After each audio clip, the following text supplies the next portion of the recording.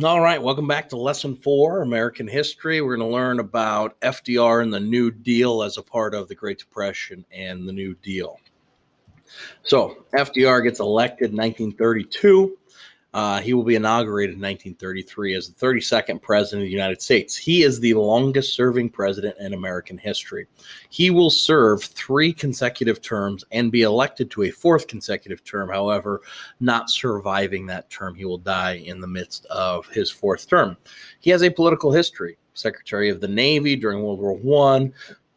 He did contract polio, and he was on the fast track to become president in the 19-teens and just kind of disappears. He contracts polio, tries to fight it, trying to regain the use of his legs, not knowing at the time that polio is fairly irreversible.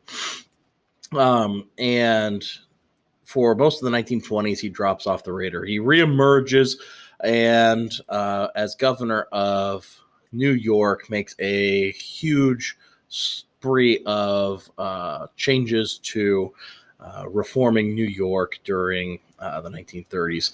He, in his first 100 days, which we use as a barometer for what the presidency will look like, comparing a president's promises versus what he's able to accomplish in the first 100 days.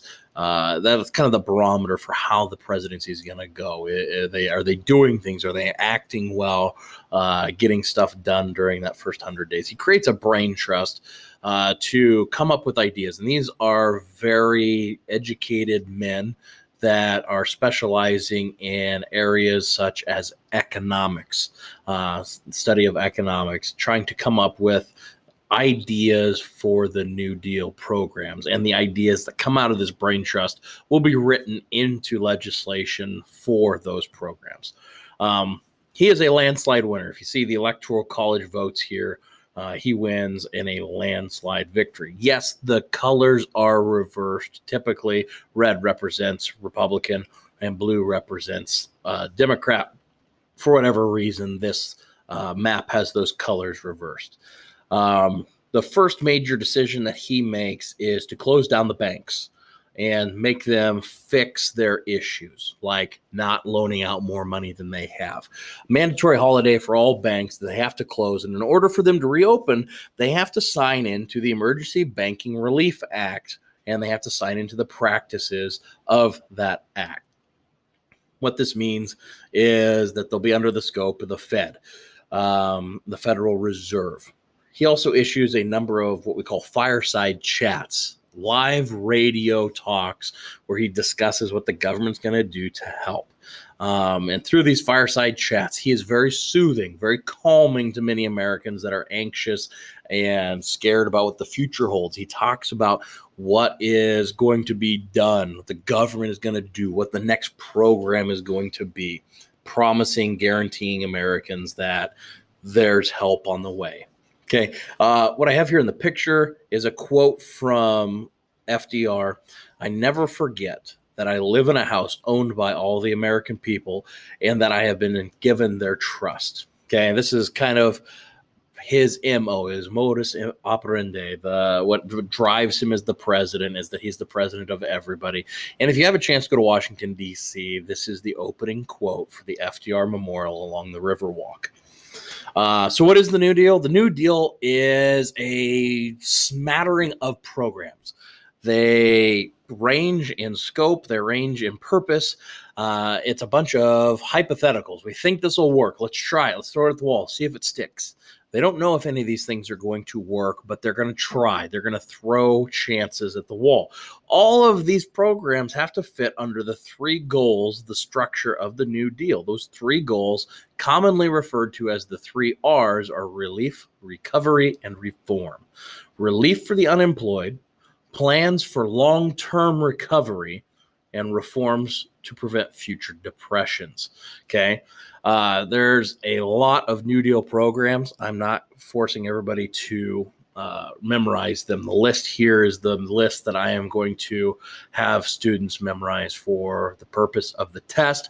And I feel that these 7 programs, with one more that we'll talk about, 8 total, have the most impact upon junior level American history students in Southwest Nebraska. So unemployment relief programs, or the CCC, the Civilian Conservation Corps, the Work Program Administration, which was called the Work Progress Administration and renamed during the Second New Deal, the Tennessee Valley Authority, recovery reforms, the National Industrial Recovery Reform Act, and the Agricultural Adjustment Act, and prevention reforms, things that are going to be looking for future depression preventers, the FDIC and the SEC, which we're going to talk about all of these here very, very quickly, just kind of in brevity of what their scope and sequence was.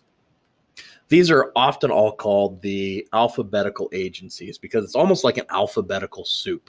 You throw a smattering of letters together and you have a program: CCC, WPA, TVA, NIRA, AAA, FDIC, SEC. Okay, you have this alphabetical soup of programs.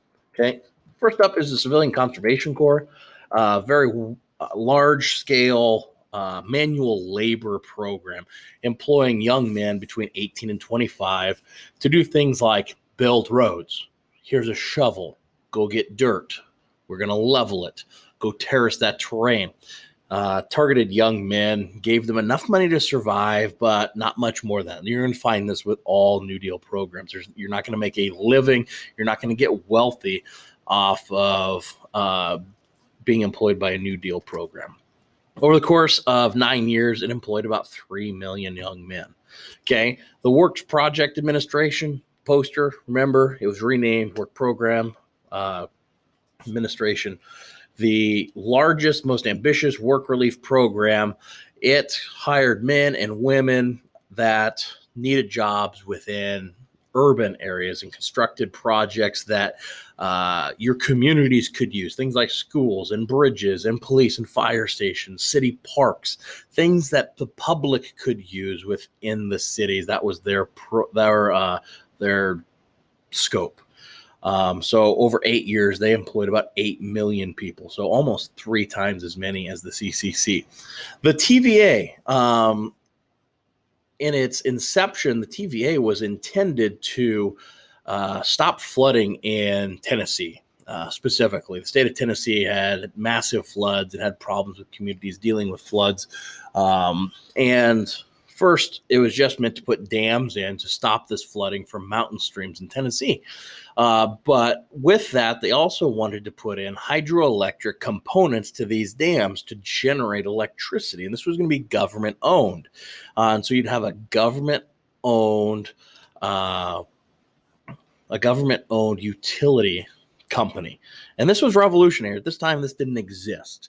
And this would provide then cheap electricity to everybody around Tennessee or around those hydroelectric dams.